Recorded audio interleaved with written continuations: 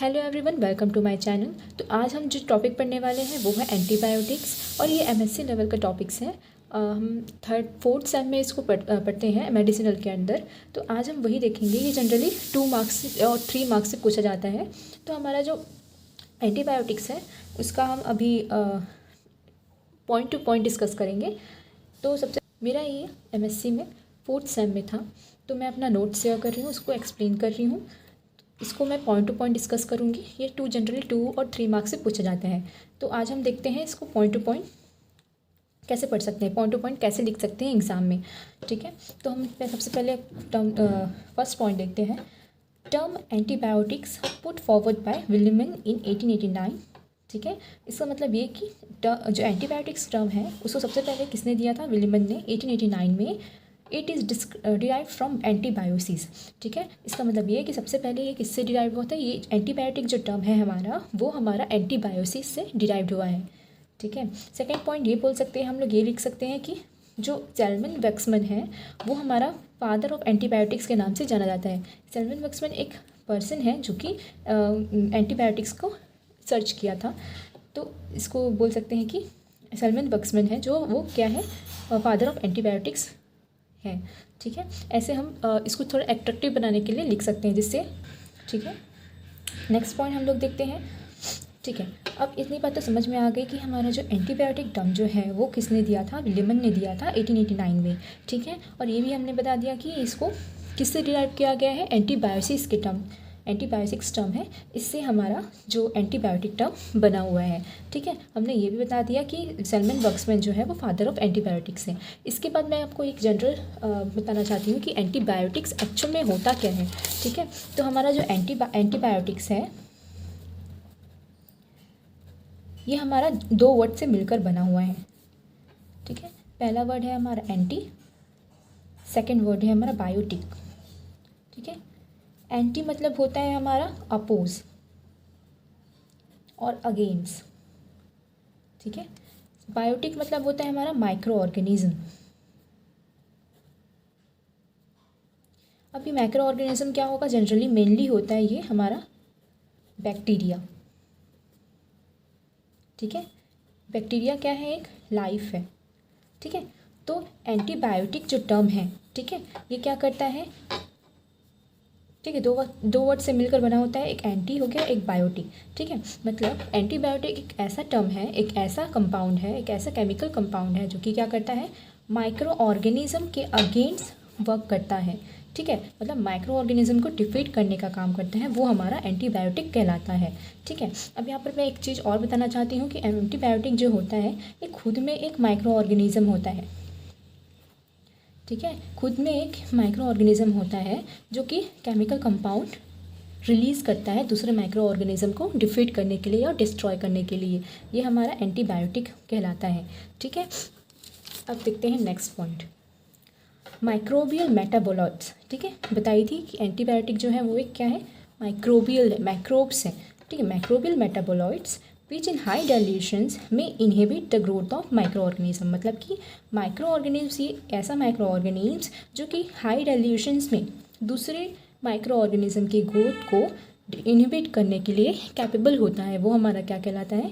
Antibiotics कहलाता है। तो ये भी पॉइंट अपने एग्ज़ाम में मेंशन कर सकते हैं।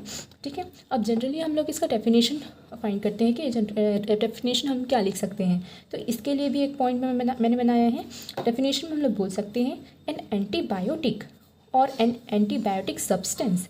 ठीक है, एंटीबायोटिक या फिर antibiotic substance is a substance produced by a micro organism. ठीक है, which has the capacity of inhibiting the growth and even of destroying other microorganism। ठीक है, इसका मतलब ये कि एंटीबायोटिक और एंटीबायोटिक सब्सटेंस कुछ बोल सकते हैं, एंटीबायोटिक भी बोल सकते हैं, एंटीबायोटिक सब्सटेंस भी बोल सकते हैं। एक सब्सटेंस होता है जो कि क्या प्रोड्यूस करता है? किसके द्वारा प्रोड्यूस किया जाता है? Produced by the micro organism, micro organism के द्वारा प्रोड्यूस किया जाता है, जिसके पास कैपेसिटी होता है इनहिबिट करने का। किसको इनहिबिट करने का? माइक्रो ऑर्गेनिज्म के दूसरे माइक्रो ऑर्गेनिज्म के ग्रोथ को इनहिबिट करने की कैपेसिटी होती है, साथ ही साथ उसको ख़त्म करने की भी कैपेसिटी होती है, even of destroying other micro organism. ऐसे सब्सटेंस, ऐसे एंटीबायोटिक सब्सटेंस और ऐसे एंटीबायोटिक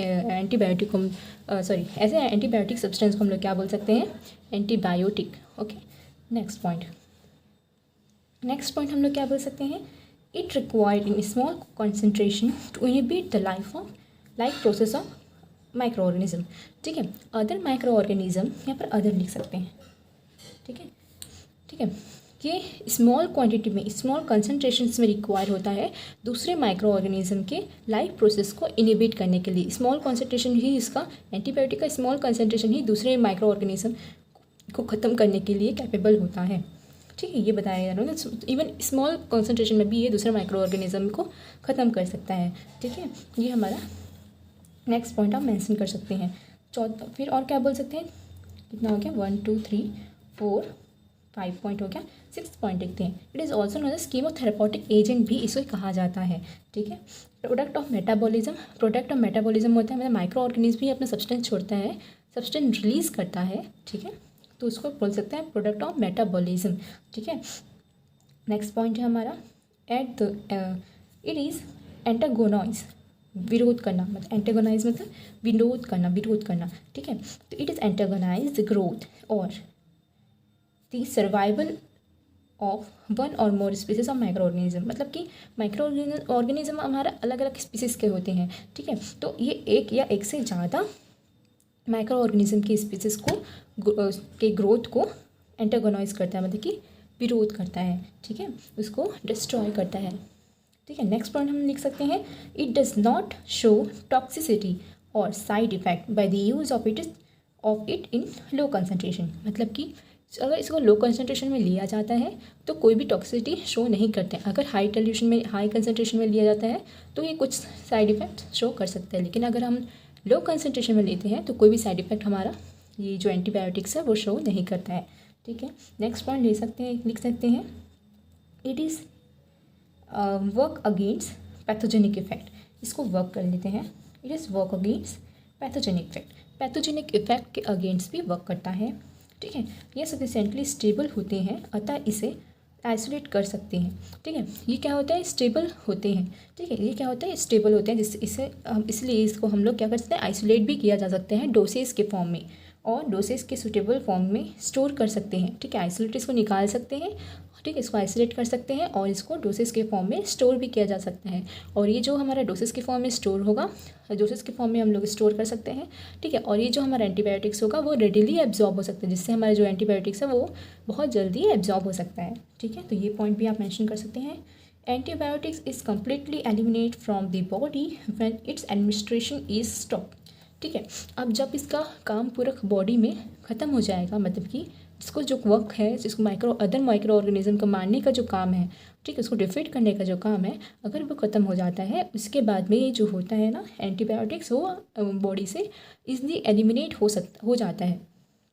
ठीक है, मतलब कम्प्लीटली एलिमिनेट हो जाता है पूरे बॉडी से। ठीक है, बॉडी में रहता नहीं है, पूरे बॉडी से कम्प्लीटली क्या होता है,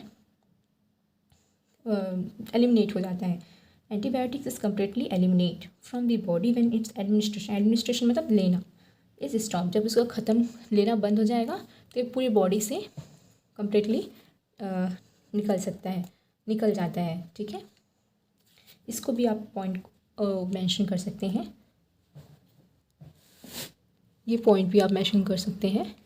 तो अगर आपको एग्ज़ाम में 2 to 3 मार्क्स में अगर ये पूछा जाता है तो आप इस पॉइंट्स को मेंशन कर सकते हैं। इससे क्या होगा, पॉइंट टू पॉइंट में चेकर को ईजिली चेक करने में बहुत ही आसानी होगा और साथ ही साथ थोड़ा अट्रैक्टिव भी होगा।